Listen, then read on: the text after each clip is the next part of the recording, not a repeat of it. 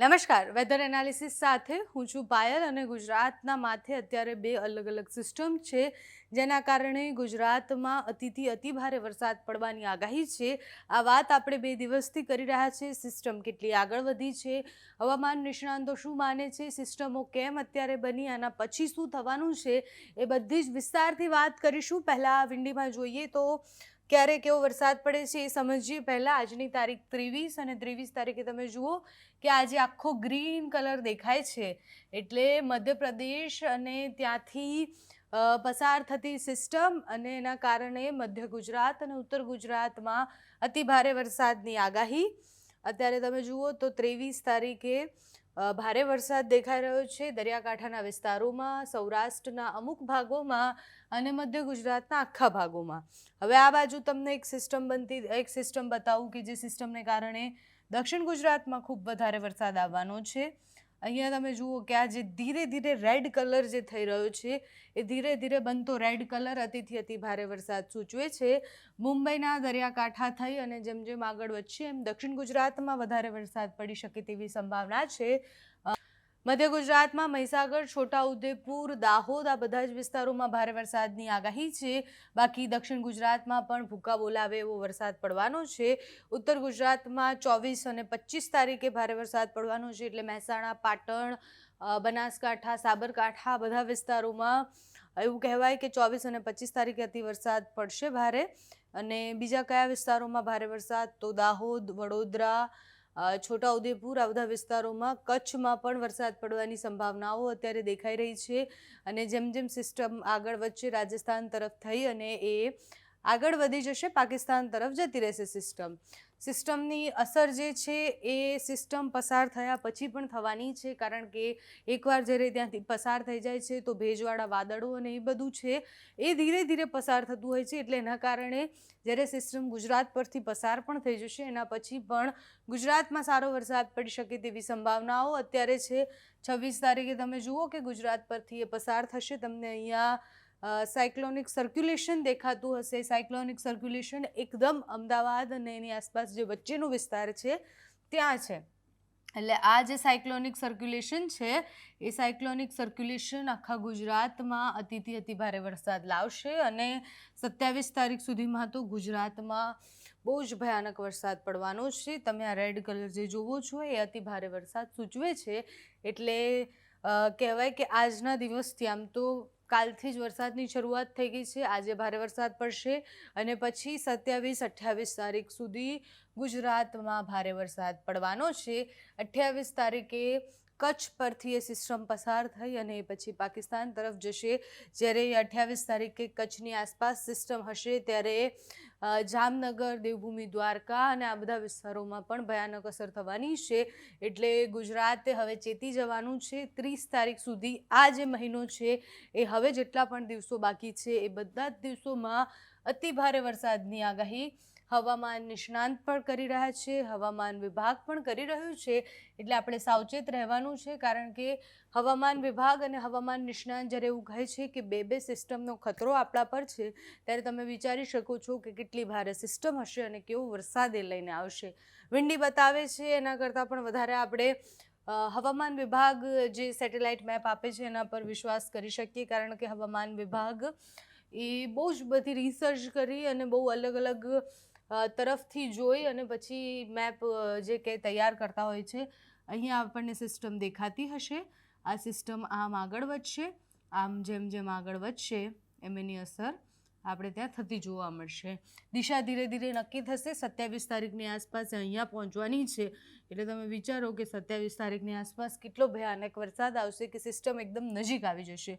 અહીંયા પણ એક સિસ્ટમ છે, સિસ્ટમ અહીંયા જે કહેવાય કે દરિયાકાંઠાના વિસ્તાર છે ત્યાંથી આમ આગળ વધશે, જેમ જેમ એ આગળ વધશે દક્ષિણ ગુજરાતમાં અતિથી અતિ ભારે વરસાદ એ લઈને આવશે। એટલે અત્યારે તમે સેટેલાઇટ મેપ જુઓ તો પણ તમને ખ્યાલ આવે કે કેટલી મજબૂત સિસ્ટમ બનેલી છે અને કેટલા ભયાનક રીતના એ ગુજરાત પર અસર કરી શકે છે।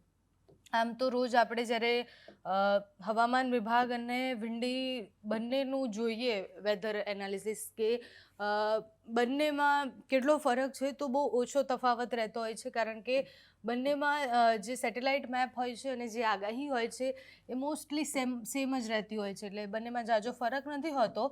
પણ તો પણ હવામાન વિભાગ જે કહેવાય કે જિલ્લા વાઇઝ આગાહી કરે છે કે આ જિલ્લામાં આટલો વરસાદ પડી શકે છે, આ એલર્ટ આપવામાં આવ્યું છે. એટલે હવામાન વિભાગની જે જિલ્લા પ્રમાણેની આગાહી છે, જુઓ તમે કેટલો ભારે વરસાદ 22 તારીખથી લઈ અને 26 તારીખ સુધીની આ સ્થિતિ છે. બનાસકાંઠાથી શરૂઆત કરવી છે, ઉત્તર ગુજરાતથી.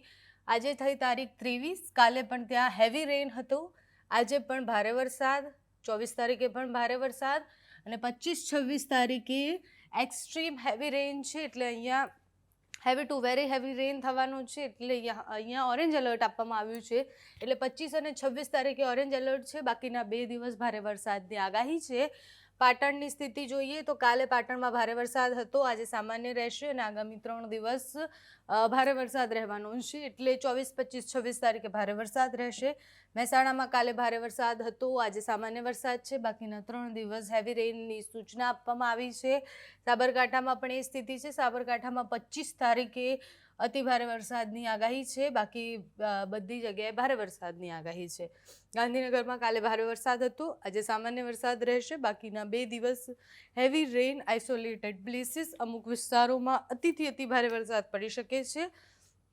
25 તારીખે પણ એવી સ્થિતિ રહેશે. 25 તારીખે, 26 તારીખે ભારે વરસાદની આગાહી છે. ખેડામાં કાલે ભારે વરસાદ હતો, આજે સામાન્ય વરસાદ રહેવાનો છે. 24 તારીખે હેવી રેન છે. 25 તારીખે heavy two very heavy rain છે, એટલે મધ્યથી ભારે વરસાદની આગાહી છે અને 26 તારીખે ભારે વરસાદ પડી શકે તેવી સંભાવનાઓ અત્યારે દેખાઈ રહી છે. અમદાવાદની વાત કરીએ તો હેવી રેન કાલે પડ્યો છે. કાલે આપણે જોયું કે અમદાવાદમાં સારો વરસાદ પડ્યો. આજે લાઇટ રેન રહેશે, અમુક જગ્યાએ છૂટો છવાયો વરસાદ પડશે. બાકીના 2 દિવસ 24-25 તારીખે હેવી રેન થવાનો છે. યલો એલર્ટ આપવામાં આવ્યું છે અને 26 તારીખે ઓરેન્જ એલર્ટ આપવામાં આવ્યું છે. આણંદમાં આજે એકદમ સામાન્ય વરસાદ રહેવાનો છે. બાકીના 3 દિવસ વેરી ટુ હેવી રેન છે, એટલે કે ઓરેન્જ એલર્ટ છે. બરોડામાં પણ 3 દિવસ ઓરેન્જ એલર્ટ છે, આજે સામાન્ય વરસાદ રહેશે. પંચમહાલમાં અને દાહોદમાં આજે સામાન્યથી મધ્યમ વરસાદ પડશે, યલો એલર્ટ આપવામાં આવ્યું છે. બાકીના 3 દિવસ વેરી હેવી રેન છે, ઓરેન્જ એલર્ટ આપવામાં આવ્યું છે. મહીસાગરમાં 2 દિવસ છે હેવી રેન પડશે, એટલે આજે અને કાલે ભારે વરસાદ પડવાનો છે. બાકી 24 તારીખે, 25 તારીખે એક્સ્ટ્રીમ હેવી રેન છે અને હેવી રેન છે. છોટાઉદેપુરની વાત કરીએ, છોટાઉદેપુર અને નર્મદામાં આજે ભારે વરસાદ પડવાનો છે. બાકીના 3 દિવસ ઓરેન્જ એલર્ટ આપવામાં આવ્યું છે, અતિ ભારે વરસાદની આગાહી છે. બરોડામાં આજે ભારે વરસાદ પડશે, સુરતમાં પણ આજે ભારે વરસાદ પડશે, ડાંગમાં, નવસારીમાં, બધી જગ્યાએ, વલસાડ સુધી આજે બધે ભારે વરસાદ પડશે. 24 તારીખે એ વરસાદની સ્થિતિ વધી જશે અને 24 તારીખે બરોડામાં 24 થી 26 તારીખ સુધી ઓરેન્જ એલર્ટ આપવામાં આવ્યું છે. સુરતમાં 24 તારીખે ઓરેન્જ એલર્ટ છે અને 26 તારીખે ઓરેન્જ એલર્ટ છે. ડાંગમાં પણ 24 તારીખે ઓરેન્જ એલર્ટ છે, 26 તારીખે ઓરેન્જ એલર્ટ છે. બાકીના વચ્ચેના દિવસ જે છે 25 તારીખ, ત્યારે હેવી રેન છે, એટલે ભારે વરસાદની આગાહી છે. વલસાડની સ્થિતિ પણ કંઈક એવી જ રહેવાની છે. દાદરા નગર હવેલીમાં પણ આજે ભારે વરસાદ પડશે અને કાલે એક્સ્ટ્રીમ હેવી રેન છે, ઓરેન્જ એલર્ટ આપવામાં આવ્યું છે. સૌરાષ્ટ્રની વાત કરીએ તો સૌરાષ્ટ્રમાં લાઇટ ટુ મોડરેટ રેન છે. બાકીના 3 દિવસ એટલે કે 24, 25 અને 26 તારીખે ભારે એલર્ટ છે. 2 દિવસ યલો અને 1 દિવસ ઓરેન્જ એલર્ટ આપવામાં આવ્યું છે. રાજકોટમાં માત્ર 25 અને 26 તારીખે ભારે વરસાદ પડશે, યલો એલર્ટ છે. જામનગર અને પોરબંદરમાં 25 તારીખ સુધી કોઈ અતિ ભારે વરસાદની આગાહી નથી. જૂનાગઢમાં 25 અને 26 તારીખે ભારે વરસાદ પડશે. અમરેલીમાં 24, 25 અને 26, ભાવનગરમાં પણ 24, 25 અને 26, 3 દિવસ ભારે વરસાદ પડવાનો છે. 2 દિવસ ભારે વરસાદ હશે તો 1 દિવસ એટલે 26 તારીખે અતિ ભારે વરસાદની સંભાવના છે. મોરબીમાં સામાન્ય વરસાદ પડશે, દેવભૂમિ દ્વારકામાં પણ સામાન્ય વરસાદ પડશે. ગીર અને બોટાદમાં 3 દિવસ ભારે વરસાદની આગાહી છે. 24, 25 અને 26 તારીખે ત્યાં ભારે વરસાદ પડી શકે છે. કચ્છમાં કોઈ જ ભારે વરસાદની આગાહી અત્યારે નથી કરવામાં આવી. દીવમાં છે એ 24, 25 અને 26 તારીખે વેરી એક્સ્ટ્રીમ રેઇન એટલે કે યલો એલર્ટ આપવામાં આવ્યો છે અને મોટાભાગના વિસ્તારોમાં 24, 25 અને 26 તારીખે ભારે વરસાદની આગાહી છે. મોટાભાગ એટલે કે સાર્વત્રિક વરસાદ જ રહેવાનો છે. ગુજરાતના મોટાભાગના વિસ્તારોમાં વરસાદ પડવાની સંભાવના છે. અત્યારે હવામાન વિભાગ અને હવામાન નિષ્ણાંત અંબાલાલ કાકા હોય કે પછી પરેશભાઈ ગોસ્વામી હોય, બધાની આગાહી એવું કહેવું છે આગાહીમાં કે 22 તારીખથી લઈ અને 30 તારીખ સુધી ગુજરાત પર ખતરો છે, કારણ કે બે સિસ્ટમો જે છે એ બંને સિસ્ટમો એકદમ મજબૂતાઈથી આગળ વધી રહી છે. બંને નિષ્ણાંતોનું એવું પણ માનવું છે કે ગુજરાતમાં અતિથી અતિ ભારે વરસાદ જે પહેલાં પડ્યો હતો એવો વરસાદ પડી શકે છે. હવે ગુજરાતે થોડું સાવધાન રહેવાનું છે, ખેડૂતોએ થોડું સાવચેત રહેવાની જરૂર છે. બાકી ભારે વરસાદની આગાહી છે અને અત્યારે જેટલા પણ મેપ અને જેટલી પણ માહિતી છે તમારા સુધી પહોંચાડવાનો પ્રયાસ કર્યો છે. આગળ પણ હવામાન વિભાગ જે માહિતી આપતું રહેશે તમારા સુધી પહોંચાડતા રહીશું. તમને આ વિડીયો કેવો લાગ્યો અમને કમેન્ટ્સમાં જણાવજો. અત્યારે આ વિડીયોમાં બસ આટલું જ.